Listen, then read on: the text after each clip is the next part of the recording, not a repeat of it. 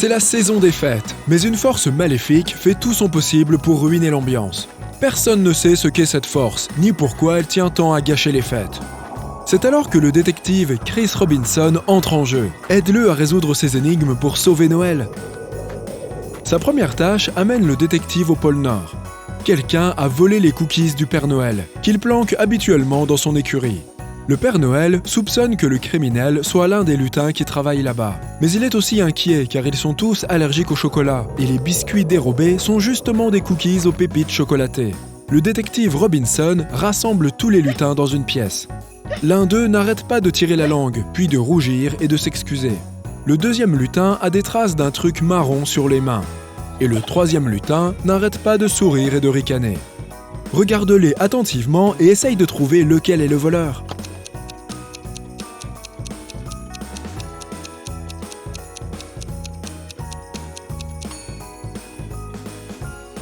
Celui avec des traces brunâtres sur les doigts travaille dans les écuries. Il n'est donc pas étonnant que ses mains soient sales. Les lutins sont des créatures guillerettes. Ce qui signifie qu'un lutin qui rigole et sourit n'a rien d'inhabituel. Mais le premier lutin, sa langue est probablement gonflée à cause d'une réaction allergique. Voici donc notre voleur de biscuits. 3 ados se faufilent dans la maison du Père Noël. Lorsqu'il rentre chez lui après le travail, il voit 3 enfants à l'air coupable et son sapin de Noël en plastique de 6 mètres de haut gisant sur le sol. Le Père Noël sait qu'un des enfants a dû grimper sur le sapin, ce qui l'a fait tomber. Il appelle notre détective.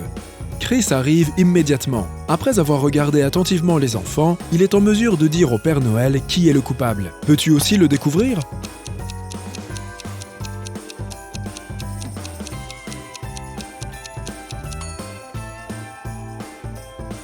Ce petit gars aux cheveux verts a l'air d'avoir des aiguilles de sapin dans les cheveux. Mais n'oublie pas que l'arbre est en plastique et qu'il ne peut pas perdre d'aiguilles. Le garçon à gauche a une étoile sur son pull qui ressemble à celle qui se trouve en haut d'un sapin. Mais regarde, elle est brodée. Maintenant, regarde cette fille avec son joli foulard scintillant. Il ressemble étrangement aux guirlandes qui décorent le sapin de Noël. C'est parce que c'est une guirlande. Prise la main dans le sac. Pendant que le détective et le Père Noël sont partis résoudre le mystère du sapin renversé, quelqu'un vole tous les cadeaux de l'entrepôt du Père Noël. Après avoir enquêté sur l'affaire, le détective Robinson a 3 suspects, tous des lutins. Chacun des lutins prétend qu'il était à la maison lorsque le crime a eu lieu. La route est impossible à pratiquer à pied, car il neige depuis plusieurs heures. Donc, celui qui a fait ça a dû utiliser un traîneau. Peux-tu aider Chris à découvrir qui est le criminel ?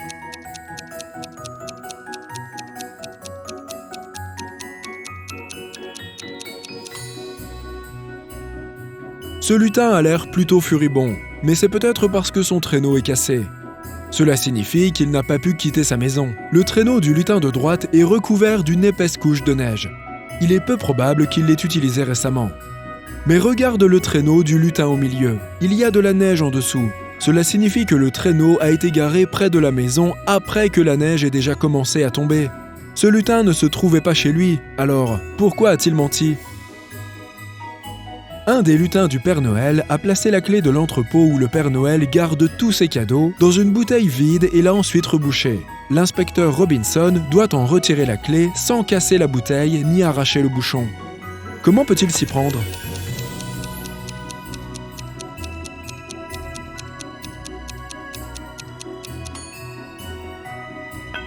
Il n'a qu'à pousser le bouchon à l'intérieur de la bouteille et à la secouer pour faire sortir la clé.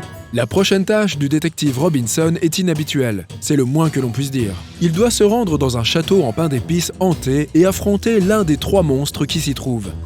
Ils ont élu domicile dans cette maison savoureuse mais actuellement inapprochable. Les adversaires potentiels du détective sont 1. Une dinde de Noël ressuscitée de 2 mètres de haut. Elle menace le détective avec des couteaux et semble extrêmement hostile. 2. Un monstre fait de lait de poule brûlant qui ressemble juste à un tas de gelée en mouvement. 3. Ou une créature à l'allure menaçante de 2,50 mètres de haut avec des membres longs et tranchants. Aide le détective à faire le bon choix.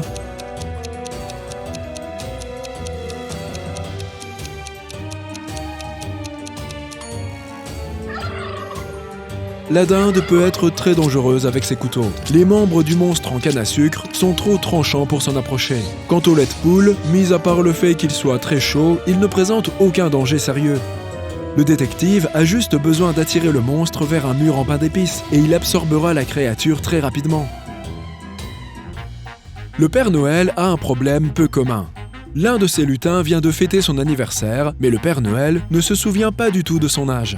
Le lutin ne veut pas lui faciliter la tâche. Il dit « Avant-hier, j'avais 34 ans, et l'année prochaine, j'aurai 37 ans. » Cela semble étrange, mais le lutin n'a pas fait d'erreur dans ses calculs. Le Père Noël a clairement besoin de l'aide du détective Robinson.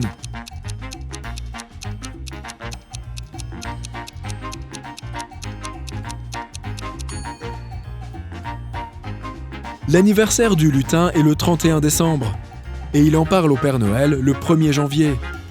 La veille de son anniversaire, il avait 34 ans. Le jour suivant, il a eu 35 ans. Une nouvelle année commence le jour suivant. Cette année, il aura 36 ans, et il aura 37 ans l'année suivante. Pas un jour sans un nouvel incident. Un jeune lutin a décidé de faire une farce au Père Noël et a caché les cadeaux derrière l'une de ses deux portes. Le détective Robinson sait que l'une des portes cache un dragon très peu accueillant. Et derrière l'autre se trouvent les cadeaux. Il doit choisir la bonne porte, sinon Noël sera gâché. Il y a 2 panneaux sur les portes. L'un d'eux est un mensonge et l'autre dit la vérité. Sur la première porte, il est écrit « Les cadeaux sont ici, le dragon est dans la pièce d'à côté ». L'autre panneau dit « Les cadeaux et le dragon ne sont pas dans la même pièce ». Peux-tu aider le détective à trouver où se trouvent les cadeaux ?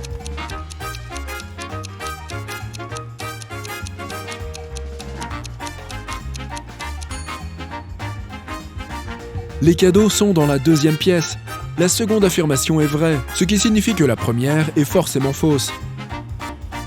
Après une longue journée de travail, le Père Noël rentre à la maison et découvre que quelqu'un a cassé toutes les décorations en verre de son arbre de Noël. Il est confus et bouleversé. Il appelle le détective Robinson et lui dit qu'il a 2 suspects. L'un d'eux est un de ses rennes. Le Père Noël l'a vu près de sa maison il y a 2 heures. L'autre suspect est un lutin que le Père Noël a grondé plus tôt. Regarde la scène et aide le détective à déterminer qui est le criminel.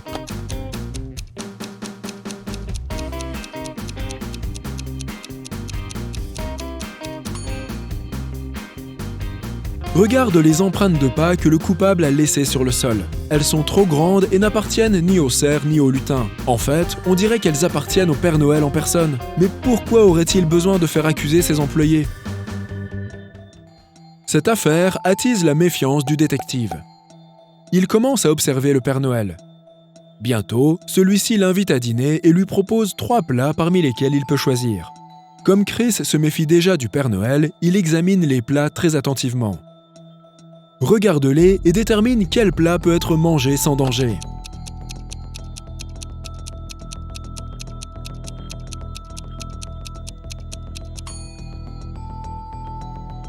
Ces biscuits aux pépites de chocolat ont l'air tout à fait corrects, jusqu'à ce que tu remarques que ces pépites de chocolat sont en fait des insectes. La vapeur qui s'élève au-dessus de ce bol de soupe est suspicieusement verdâtre. Ce plat est probablement empoisonné. La seule option sûre est la pomme. Regarde ce minuscule asticot. S'il peut se nourrir de la pomme, il est très probablement comestible pour tout le monde. Alors, cela veut dire que le Père Noël a voulu se débarrasser de Chris après que le détective ait commencé à se douter de quelque chose. Ce Père Noël ne peut tout simplement pas être le vrai. Après que le détective Robinson ait déterminé que le mystérieux individu qui cherchait à gâcher les fêtes était un faux Père Noël depuis le début, il se met en quête du véritable Père Noël. Bientôt, il tombe sur un étrange sous-sol avec 3 portes. Derrière chacune d'elles, il y a un homme habillé en Père Noël qui prétend être le vrai. Regarde-les attentivement et essaye de découvrir quel est le vrai Père Noël.